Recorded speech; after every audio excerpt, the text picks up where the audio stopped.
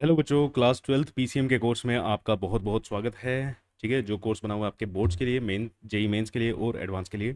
Telegram channel join करके रखना अगर आपको रेगुलर क्लास नोट्स चाहिए और असाइनमेंट्स आपको चाहिए। ठीक है, तो चलिए, आपका फेवरेट चैनल ट्रेंडिंग ट्विटर पे आपका बहुत बहुत स्वागत है। इस चैनल को बेटा अपनी लाइफलाइन बना लो, इस चैनल को शेयर करते रहो, इस चैनल को ज़्यादा से ज़्यादा सब्सक्राइब करो, अपने दोस्तों के साथ बताओ उनको।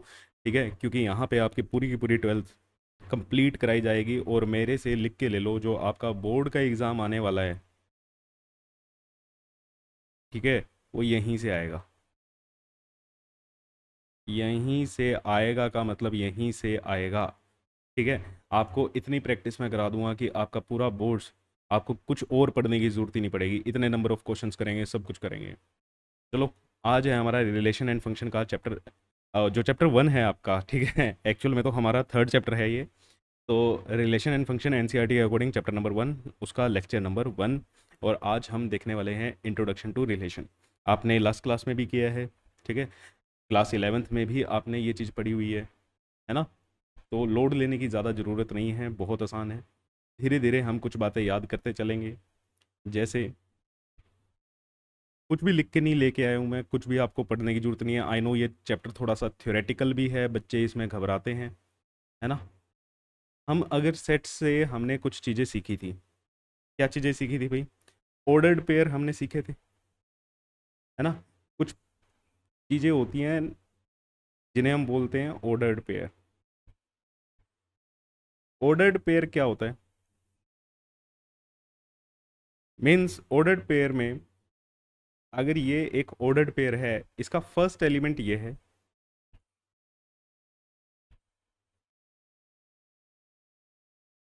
और ये क्या है? Second element.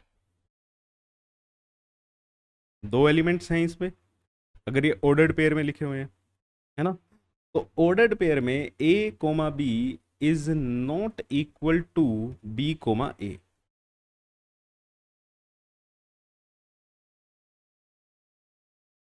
ठीक है, A comma B is not equal to B comma A. ठीक है, ऑर्डर्ड पेयर क्या होता है? कलेक्शन ऑफ एलिमेंट्स ही होती है, होता कुछ नहीं है। ठीक है, कलेक्शन ऑफ एलिमेंट्स ही है,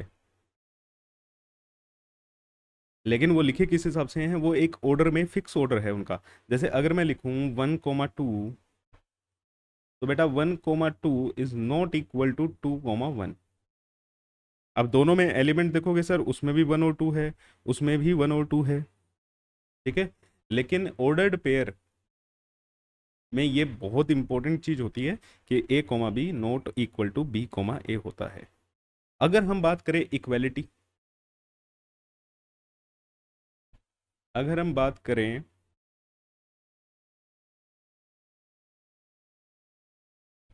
इक्वेलिटी ऑफ ऑर्डर्ड पेयर, बिल्कुल बेसिक से लेके बिल्कुल एडवांस तक हम पहुंच जाएंगे। ठीक है, और ये चैप्टर्स तो वैसे भी आपके बोर्ड्स के लिए ही कराए जा रहे हैं, क्योंकि क्लास 12th में अगर मैं जेई एडवांस उठाऊं, जेई मेंस उठाऊं, तो बहुत ज़्यादा दिक्कत आ जाएगी। बहुत से टॉपिक मैथ्स में स्पेशली, बहुत से ऐसे टॉपिक हैं बेटा जो आपके सीबीएसई के रेलिवेंट ही नहीं है। और क्लास 12th का बच्चा जिसने क्लास 11th सीरियसली नहीं की है ना, जेई के हिसाब से नहीं किया है, तो वो मतलब ज़्यादातर फोकस फिर बोर्ड्स पे ही करता है। इसीलिए मैं बोर्ड्स के ज़्यादा लेके आता हूँ मैथ्स में, क्योंकि मैथ्स एक सबसे डिफ़िकल्ट टॉपिक है जिसमें सिलेबस बहुत ज़्यादा मिसमैच्ड है। ठीक है, सीबीएसई ने तो कुछ छोड़ा ही नहीं है भाई, साफ बता रहा हूँ। तो अगर हम बात करें इक्वलिटी, अगर दो ऑर्डर्ड पेयर इक्वल हैं, तो उनके कोरस्पॉन्डिंग एलिमेंट्स क्या होते हैं? इक्वल होते हैं। Then corresponding elements are equal.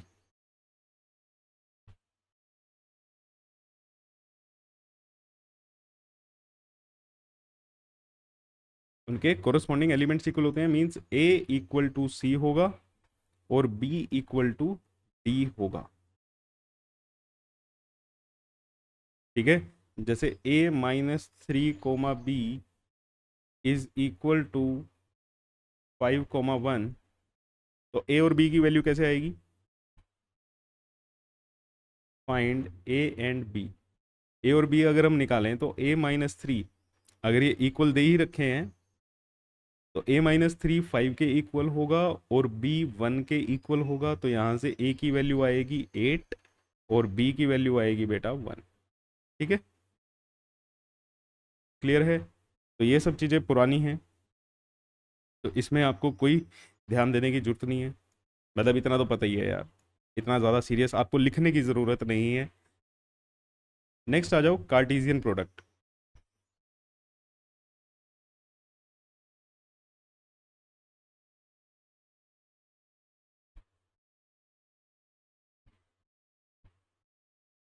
Cartesian product क्या होता है? अगर ए और बी हमारे कोई दो नॉन एम्प्टी सेट हैं, ठीक है, मान लो ए कोई सेट है ए बी सी, और बी कोई सेट है 1 2, और हमें लिखना है कार्टेशियन प्रोडक्ट। हमें क्या लिखना है? कार्टेशियन प्रोडक्ट लिखना है ए को ए क्रॉस बी। कार्टेशियन प्रोडक्ट को कैसे दिखाएंगे? ए क्रॉस बी। अब ए क्रॉस बी डिफाइंड कैसे होता है? इट्स सच दैट इसमें क्या आएंगे? ऑर्डर्ड पेयर आएंगे ए कोमा बी के। इसमें क्या आते हैं? ऑर्डर्ड पेयर आते हैं ए कोमा बी का, और जिसमें फर्स्ट एलिमेंट जो होगा ए, फर्स्ट एलिमेंट क्या है यहाँ पे? ए, वो किससे बिलोंग करेगा? इसके फर्स्ट वाले से। ए को पहले लिखा है तो A belongs to A and B belongs to B. Second element second वाले से बिलोंग करेगा। तो मीन्स यहाँ पे अगर मैं ए क्रॉस बी लिखूं, ए का फर्स्ट एलिमेंट बी के फर्स्ट एलिमेंट से, ए का फर्स्ट एलिमेंट ए बी के सेकेंड एलिमेंट से, ए कोमा 2। ठीक है, मतलब ए 1 से कनेक्ट करो, ए को 2 से कनेक्ट करो, सभी को आपस में क्या करो? कनेक्ट करो। बी को 1 से कनेक्ट करो, बी को 2 से कनेक्ट करो, और ऐसे ही सी को 1 से कनेक्ट करो और सी को 2 से कनेक्ट करो। हर एक एलिमेंट से क्या होना चाहिए? कनेक्ट होना चाहिए। तो A comma 2, B comma 1, B comma 2, C comma 1 and C comma 2। तो ये है हमारा A cross B cartesian product, A और बी का कार्टेशियन प्रोडक्ट।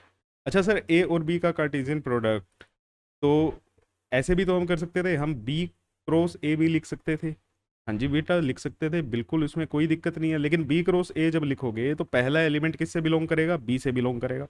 मीन्स 1 को ए से कनेक्ट करो, 1 को बी से कनेक्ट करो, 1 को सी से कनेक्ट करो, फिर 2 को ए से कनेक्ट करो, 2 को बी से कनेक्ट करो, और 2 को सी से कनेक्ट करो। ठीक है, अब यहाँ पे देखो, एलिमेंट्स तो दोनों में सेम ही आए, मतलब नंबर ऑफ एलिमेंट्स तो दोनों में सेम ही है। अब 1 कोमा ए और ए कोमा 1 आपको पता है इक्वल नहीं है, क्योंकि ये क्या है? ऑर्डर्ड पेयर लिखे जाते हैं। इसमें क्या लिखा जाता है बेटा? ऑर्डर्ड पेयर हमारे लिखे जाते हैं। तो ऑर्डर्ड पेयर लिखे जाएंगे तो 1 कोमा ए और ए कोमा 1 इक्वल नहीं होता। तो उस हिसाब से मैं लिख देता हूं कि कार्टेशियन प्रोडक्ट में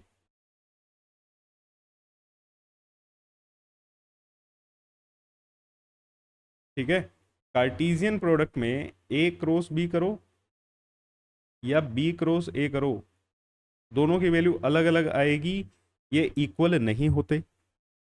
ठीक है, क्लियर है? हाँ, दोनों में नंबर ऑफ एलिमेंट्स इक्वल हो सकते हैं। अब नंबर ऑफ एलिमेंट्स वाला भी सीख लो यार।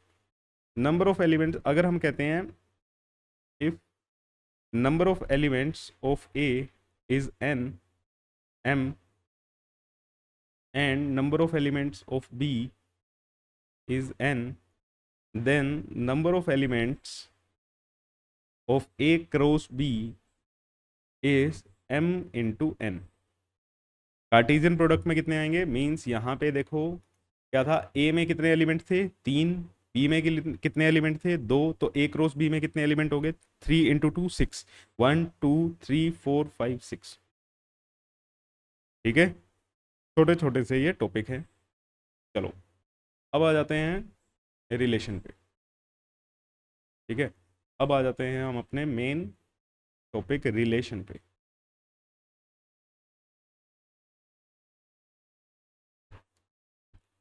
ठीक है जी।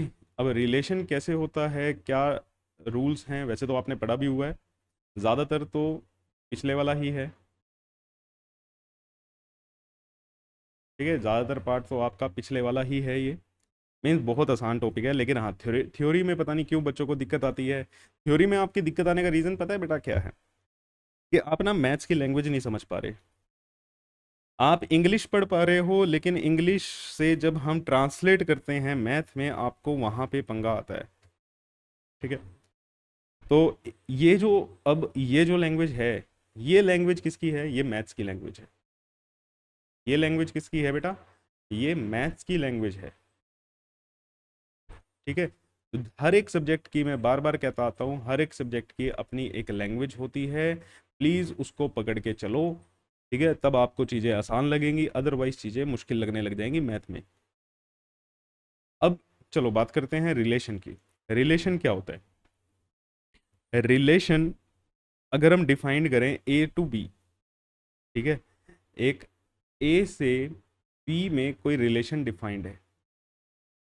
एरो ऐसे दिखाने का मतलब क्या है? रिलेशन कहाँ से कहाँ डिफाइंड है? ए से बी। अब ये क्या है? मैथमेटिकल लैंग्वेज है।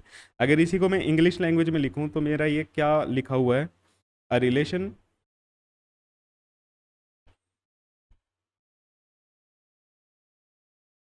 From A to B. अच्छा, ये ए और बी दोनों ही क्या होंगे? नॉन एम्प्टी सेट्स होंगे।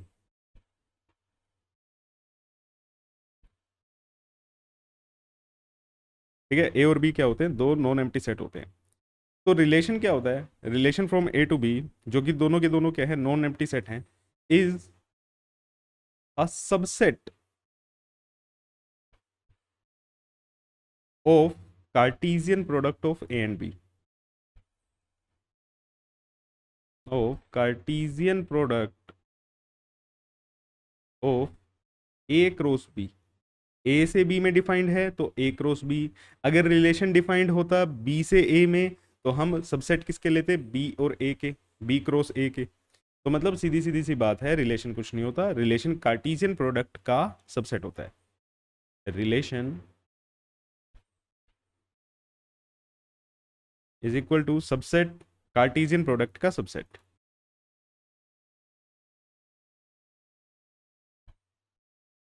कार्टेशियन प्रोडक्ट का सबसेट। अब सबसेट तो बहुत सारे हो सकते हैं। ठीक है, सबसेट तो बहुत सारे हो सकते हैं भाई। हाँ जी सर, सबसेट तो बहुत सारे हो सकते हैं, लेकिन क्या हर एक सबसेट रिलेशन होगा? उसको हम एक रिलेशनशिप से डिफाइन करेंगे। ठीक है, सबसेट कैसा लेना है? कौन सा सबसेट लेना है? कौन सा सबसेट लेना है? अब इस पे बात आई ना, तो एक सबसेट जो होगा is described bye a relationship. ठीक है, सबसेट हमें वो वाला लेना होता है बेटा जो हमें रिलेशनशिप दी हो, described bye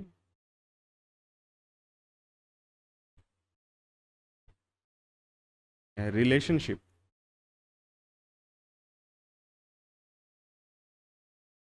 between first and second element of ordered pair. Between first and second element of ordered pair. ठीक है, सबसेट तो बहुत सारे हो जाएंगे, लेकिन हमें सिर्फ कौन सा सबसेट लेना है? जिसको हमें सबसेट, जो मतलब रिलेशन डिफाइंड होगा। जैसे अगर हम एक रिलेशन लिखें, चलो पहले मैं सेट लिखता हूँ, सेट ए और सेट बी। सेट 1 3 5 2 9 16 25।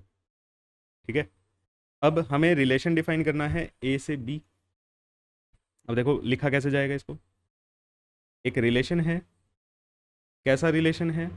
रिलेशन के अंदर ए कोमा बी का ऑर्डर्ड पेयर आएगा, जिसमें जो बी होगा, अब ये क्या लगी? कंडीशन लगी, सच दैट, इन दो कॉलम के साइन को क्या बोलते हैं?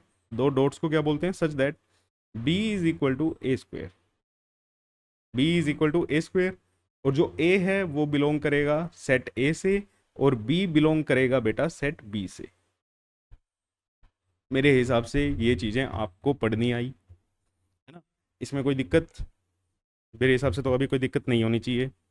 चलो, सेट ए का एक एलिमेंट और सेट बी का दूसरा एलिमेंट, बी क्या होना चाहिए, ए का स्क्वायर होना चाहिए, बी क्या होना चाहिए, ए का स्क्वायर होना चाहिए। तो मतलब अगर वन का देखें तो वन का तो यहाँ पे कोई स्क्वायर नहीं है तो वन नहीं आएगा। थ्री का स्क्वायर है, हाँ थ्री का स्क्वायर यहाँ पे 9 है, फाइव का स्क्वायर यहाँ पे 25 है, तो हमारे पास ऐसे ही आया। अब देखो, कार्टेशियन प्रोडक्ट अगर इसके लिखें, कार्टेशियन प्रोडक्ट तो इसके बहुत सारे लिखे जाएंगे, लेकिन उनमें से एक प्रोडक्ट ऐसा आएगा जो 3,9 होगा, जो हमारी इस कंडीशन को क्या करे, सेटिस्फाई करे। ये क्या है, हमारा रिलेशनशिप। ठीक है, जिस रिलेशनशिप की हम यहाँ पे बात कर रहे हैं, ये हमारा वही रिलेशनशिप है कि हमें कैसे पता चलेगा सर हमें कौन से वाला सबसेट लेना है। अब आप इसके कार्टेशियन प्रोडक्ट लिख के देखो, कार्टेशियन प्रोडक्ट इसके कितने आएंगे भाई, 12 कार्टेशियन प्रोडक्ट लिखोगे, उनमें से एक 3,9 भी आएगा और 5,25 भी आएगा, आएगा। लेकिन हमने सिर्फ यही दो चुने, क्यों चुने, क्योंकि हमें ये कंडीशन दी हुई है, जितनी भी आपको कंडीशन दी हूं सबको सेटिस्फाई करना है। ठीक है, जितनी भी आपको कंडीशन दी हो सबको सेटिस्फाई करना है, और ये हमारा क्या आ गया, आंसर आ गया। ये हमारा क्या आ गया बेटा, आंसर आ गया। ठीक है, समझ आया, क्लियर है, चलो बहुत बढ़िया। अब देखो, चलो डोमेन पे चलने से पहले एक एग्जांपल हम देखते हैं, लेके आया था मैं, हाँ ये रहा। ठीक है, अब देखो इसको पढ़ना सीखो, क्या कह रहे हैं, let R be the relation in the set N. Set N क्या होता है बेटा, set N is set of natural numbers. Set N क्या है, set of all natural numbers. Given by, relation दिया हुआ है हमें ए कॉमा बी, कंडीशन क्या दी है, A is equal to B minus two, और बी क्या होना चाहिए, 6 से बड़ा होना चाहिए। अच्छा, यहाँ पे इन्होंने ये नहीं लिखा कि ए बिलोंग्स टू ए, है ना, या A B belongs to B, तो ऐसा अगर कुछ ना लिखें तो टोटली अंडरस्टूड है, पहला जो एलिमेंट है वो ए है, दूसरा एलिमेंट बी है हमारा। ठीक है, तो अब यहाँ पे बी 6 से बड़ा होना चाहिए। अब ये सेट एन में नेचुरल नंबर में ऐसे तो आप पता नहीं कितने सारे नंबर लिख दोगे। ठीक है, 6 से बड़े पता नहीं कितने नंबर, 6 से बड़े 7,5 भी हमारा क्या करेगा, इस रिलेशन को सेटिस्फाई करेगा। सॉरी, 5,7, जो ए है वो b-2 होना चाहिए, है ना, और क्या करेगा, 6,8 करेगा, 7,9 करेगा, 8,10 करेगा। ऐसे पता नहीं आप कितने सारे ऑर्डर्ड पेयर लिख सकते हो, लेकिन आपको क्या चेक करना है, जो आपके पास 4 ऑप्शन दिए हुए हैं, उन 4 ऑप्शन में से कौन सा इस कंडीशन को सेटिस्फाई कर रहा है, आपके क्वेश्चन को सेटिस्फाई कर रहा है। तो यहाँ पे पहले को चेक करें, पहले में मेरे को ये दिखा बी क्या है, मेरा 4 है, बी 4 है, जो हो ही नहीं सकता, बी की कंडीशन है कि बी 6 से बड़ा होना चाहिए। अब बी 6 से बड़ा होना चाहिए और ए b-2 होना चाहिए, बी यहाँ पे 8 है, और ए निकालोगे तो 8-2 कितना आना चाहिए, 6, मतलब ए की वैल्यू 6 और बी की वैल्यू यहाँ पे 8। सेटिस्फाई कहाँ कर रही है, ऑप्शन नंबर सी में कर रही है। यहाँ पे बी 7 है, तो ए की वैल्यू इस हिसाब से क्या आनी चाहिए थी, 5 आनी चाहिए थी, तो यहाँ पे क्या हो गया, गलत हो गया। यहाँ पे भी क्या हो गया, 3 आ रही है ए की वैल्यू, तो हमारा गलत हो गया। ठीक है, तो सिंपल सिंपल सा कौन सा रिलेशन सेटिस्फाई कर रहा है, सी 6,8 इस रिलेशन का एक हिस्सा है। ये क्या लिखा हुआ है, 6,8 बिलोंग्स टू आर। ठीक है, ये सिंबल किसका होता है, बिलोंग्स टू। वैसे आपको पता है मैं थोड़ा ज़्यादा ही डीप, है ना, बच्चों वाली कहानी से लेके चल रहा हूँ, लेकिन किसी ने नहीं पढ़ा भाई। रिलेशन एंड फंक्शन एक ऐसा चैप्टर होता है जो मतलब सेट्स हर बच्चे को फेवरेट लग जाता है, रिलेशन एंड फंक्शन हर बच्चे को गंदा लग जाता है है ना, ज़्यादा अच्छे से पढ़ते नहीं बच्चे, क्योंकि थ्योरेटिकल थोड़ा सा चैप्टर हो जाता है। चलो जी, नेक्स्ट है डोमेन ऑफ रिलेशन। अब डोमेन क्या होता है? किसी भी रिलेशन का, अब आपने कोई रिलेशन बनाना सीख लिया, ठीक है, डोमेन क्या होगा? डोमेन होता है बेटा आपके जो रिलेशन का, मान लो, चलो सिंपल लिखते हैं, set of all the first elements. Domain क्या है? रिलेशन के फर्स्ट एलिमेंट्स का सेट। Set of all the first element of R. R क्या है? आपका रिलेशन है। कोई भी रिलेशन हो, कैसे भी डिफाइंड हो, उसके फर्स्ट एलिमेंट को उठाओ, उसके किसको उठाओ? फर्स्ट एलिमेंट को उठाओ, उनका सेट बना दो, तो वो क्या हो जाएगा? आपका डोमेन हो जाएगा। ठीक है, वो आपका डोमेन हो जाएगा। और मैं यहीं पे आपको पहले को डोमेन और रेंज बता देता हूँ, फिर हम एक ही एग्जांपल से सारी चीज़ें चेक कर लेंगे। ठीक है, अब को डोमेन क्या होती है? ठीक है, को डोमेन, चलो पहले मैं बताता हूँ रेंज क्या होती है। डोमेन, रेंज एंड को डोमेन। रेंज क्या होती है? सेकंड एलिमेंट्स का सेट। Set of all, second, set of all second element of relation. कोई भी रिलेशन कैसे भी डिफाइंड है, ए से बी, बी से ए, क्या कंडीशन है उसमें, कुछ भी हो, उसमें कुछ ना कुछ तो सेकंड एलिमेंट्स तो होंगे ना, उसमें कुछ सेकंड एलिमेंट्स तो होंगे, तो सेकंड एलिमेंट्स जो भी होंगे वो आपका क्या होता है? रेंज होती है। और कोडोमेन की बात करें, कोडोमेन की बात करें, तो अगर हमारा सेट डिफाइंड है, ठीक है, हमारा रिलेशन, सॉरी, डिफाइंड है ए से बी, एक रिलेशन डिफाइंड है ए से बी, ए क्रॉस बी लिखा हुआ है, या इसको ऐसे लिखें, ए से बी एक रिलेशन डिफाइंड है, तो कंप्लीट सेट बी जो होगा वो आपकी कोडोमेन होती है। ठीक है, complete set B, complete set B is the codomain. अब मैं थोड़ा सा यहाँ पे थ्योरेटिकल वाला जा रहा हूँ। देखो यार, रेंज क्या है? सेकंड एलिमेंट्स का सेट। अगर मैं यहाँ पे एलिमेंट्स ए कोमा बी लिखूँ, तो ये हमारा सेकंड एलिमेंट है, ये हमारा सेकंड एलिमेंट है। सेकंड एलिमेंट हमेशा किससे बिलोंग करेगा? बी से बिलोंग करेगा। सेकंड एलिमेंट किससे बिलोंग करेगा? बी से बिलोंग करेगा। मींस जो रेंज बनेगी वो सेट बी में से बनेगी। ठीक है, रेंज किससे बनेगी? सेट बी से बनेगी। और कोडोमेन पूरा का पूरा सेट बी ही है। तो मैं ये चीज यहां पे लिख सकता हूं कि range is a subset of codomain.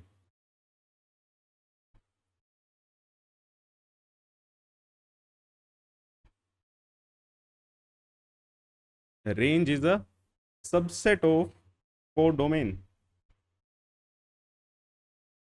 ठीक है भाई, इसको अपना ध्यान से रखना। ये चीज़ें आपसे कई बार असर्शन रीजनिंग में अगर पूछ लें तो फिर दिक्कत दे सकती हैं। वैसे आसान है, अब हम एग्जाम्पल से समझते हैं, एग्जाम्पल आपको अच्छे से क्लियर करेगा क्या है। जैसे एक सेट ए, एक सेट बी, पीछे हमने स्क्वायर वाला एग्जाम्पल लिया था। चलो अब हम देखते हैं 2, 3, 4, 5, 6, 12, 15 और 18।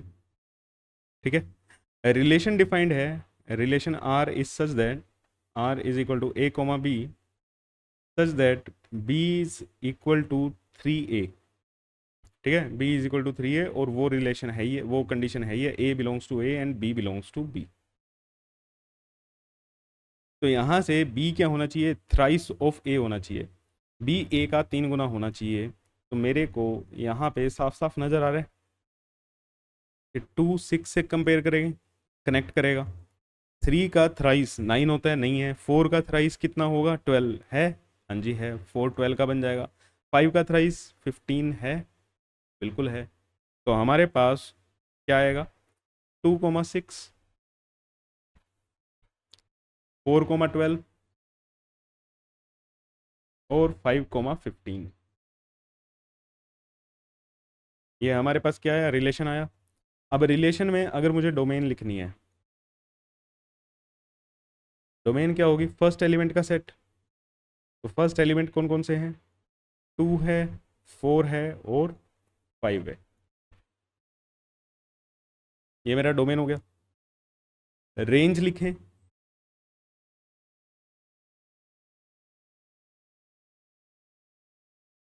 सेकेंड एलिमेंट का सेट, 6 12 15,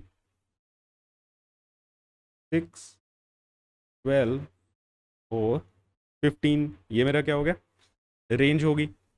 अगर मैं कोडोमेन लिखूं,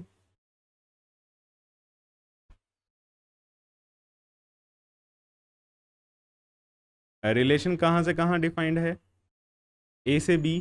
तो कंप्लीट सेट बी जो होगा वो मेरी क्या है, कोडोमेन है। 6 12 15 और 18, ठीक है। तो यहां से देखो, रेंज क्या है, एक सबसेट है। रेंज किस में से निकल रही है भाई, कोडोमेन में से ही निकल रही है ना। तो range is a subset of codomain, range is a subset of codomain. चलो आगे देखें। चलो जी, ये क्वेश्चन है आपके पास, इजी सा क्वेश्चन है, ध्यान से पढ़ो और जल्दी से सोल्व कर लो। एक सेट दिया हुआ है 1 2 3 4 5 6, बी एक सेट दिया हुआ है 2 10 28 65 126 एंड 228। रिलेशन डिफाइन किया हुआ है ए से B such that X comma Y, Y is equal to X cube और ए प्लस 1। मतलब रिलेशन जो होगा वो कैसा होगा, एक्स कोमा वाई होगा, लेकिन जिसमें वाई जो होगा वो एक्स के क्यूब का 1 हो। इसमें 1 ऐड करो। अगर मैं यहाँ पे एक्स की वैल्यू 1 लिखूँ, जैसे एक्स क्यूब प्लस 1, एक्स की वैल्यू हमने ली 1, तो वाई की वैल्यू क्या आएगी, यहाँ से 2 आएगी। तो है यहाँ पे एक्स में 1 है, बिल्कुल है, वाई में 2 है। ये एक रिलेशन हो गया। नेक्स्ट, एक्स की वैल्यू अगर मैं 2 रखता हूँ, एक्स की वैल्यू अगर मैं यहाँ पे 2 रखता हूँ, तो 2 का क्यूब प्लस 1, 8 प्लस 1 9, 9 हमारा वाई में नहीं है। वाई किससे बिलोंग कर रहा है, बी से बिलोंग कर रहा है, तो बी में 9 आ ही नहीं रहा, तो ये नहीं बनेगा। 2 किसी से कनेक्ट नहीं हो रहा। 3, 3 का क्यूब प्लस 1 मतलब 27 प्लस 1 28, तो क्या बी में 28 है। तो 3 किससे कनेक्ट हुआ, 28 से। नेक्स्ट, एक्स की जगह अगर हम 4 रखें, 4 का क्यूब प्लस 1, 4 क्यूब कितना होता है 64, 64 प्लस 1 65, 65 है, हाँ जी है। तो 4 किससे कनेक्ट हुआ, 65 से। 4 किससे कनेक्ट हुआ, 65 से। नेक्स्ट, एक्स की जगह अगर हम 5 रखते हैं, तो 5 का क्यूब कितना होता है 125, 125 प्लस 1 126, क्या 126 है, हाँ जी सर है।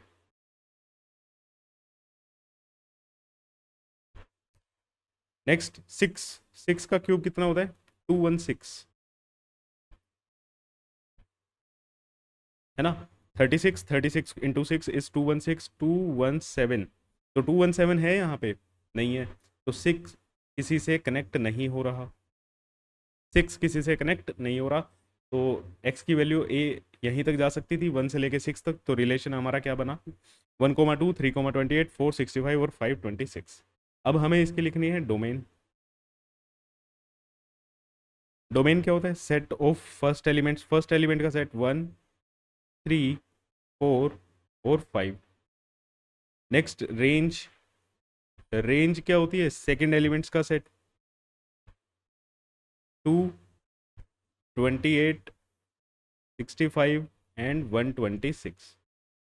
और लास्ट में हमें लिखना है कोडोमेन, कोडोमेन क्या होता है? कंप्लीट सेट बी हमारा क्या होगा? कोडोमेन होगा 2, 10, 28, 65, 126 एंड 228। ठीक है, तो ये हो गया आपका क्वेश्चन। तो ऐसे हम यहाँ पे डोमेन, कोडोमेन और रेंज लिख सकते हैं। चलो भाई नेक्स्ट चलते हैं, नंबर ऑफ रिलेशन। अच्छा, कोई सेट अगर रिलेशन डिफाइंड है ए से बी, ठीक है, मान लो दो सेट हैं ए और B, number of elements of A is equal to m and number of elements of B is equal to n, and relation defined है ए से बी। ए से बी एक रिलेशन डिफाइंड है, then number of possible relation from A to B, number of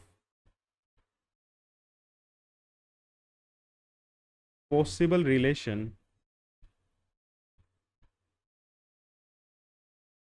from A to B. A से B में कितने possible relation हमारे बन पाएंगे? ठीक है, वो किसके बराबर होता है बेटा? 2 की पावर m इंटू एन, 2 की power m into N. Clear है? नंबर ऑफ रिलेशंस हमारे कैसे निकलते हैं? 2 की power m into N. Means अगर number of elements of A 5 है, number of elements of B क्या है? 3 है, तो हम यहाँ से number of relation from A to B,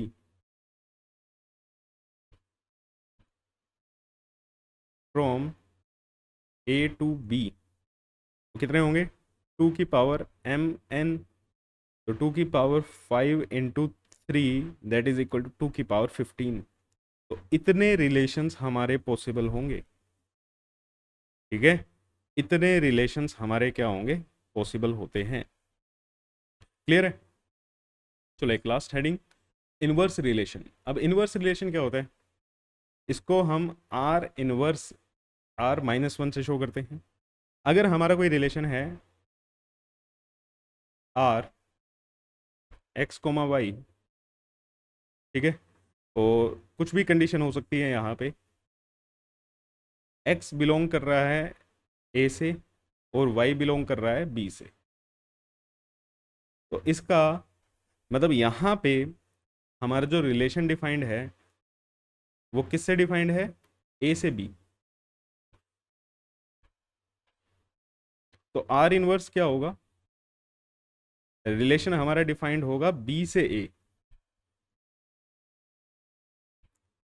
क्या होगा? b से a होगा, और b से a होगा तो पहला एलिमेंट किसका आएगा? b का आएगा, और b से कौन बिलोंग कर रहा है? y, तो y कोमा x हो जाएगा, उल्टा हो जाएगा। ठीक है, सच दैट कंडीशन वही रहेगी, कंडीशन जो थी, x belongs to a and y belongs to b। Clear? मतलब अगर आपके पास कोई रिलेशन है सच दैट 3,4, ठीक है, ढंग का रिलेशन लिख लेते हैं, मान लो स्क्वायर लिख लेते हैं, 1, 1, 2, 4, 3, 9 एंड 4, 16। अगर ये एक रिलेशन है तो इसका r इनवर्स क्या बनेगा? 1,1 इंटरचेंज करोगे, 1,1 में कोई चेंज नहीं आएगा, 4,2 हो जाएगा, ये 9,3 हो जाएगा, और ये 16,4 यहाँ पे हो जाएगा। ठीक है, ये हमारा r इनवर्स होता है। क्लियर है? तो आज के लिए हम इतना ही करते हैं, नेक्स्ट क्लास में हम टाइप्स ऑफ रिलेशन देखेंगे। तो अपना रिलेशन का जो बेसिक्स था आज हमारा कंप्लीट हो गया, डोमेन, रेंज, कोडोमेन हमें पता लग गई क्या होती हैं। चलो मिलते हैं आपसे नेक्स्ट क्लास में, तब तक के लिए थैंक यू सो मच।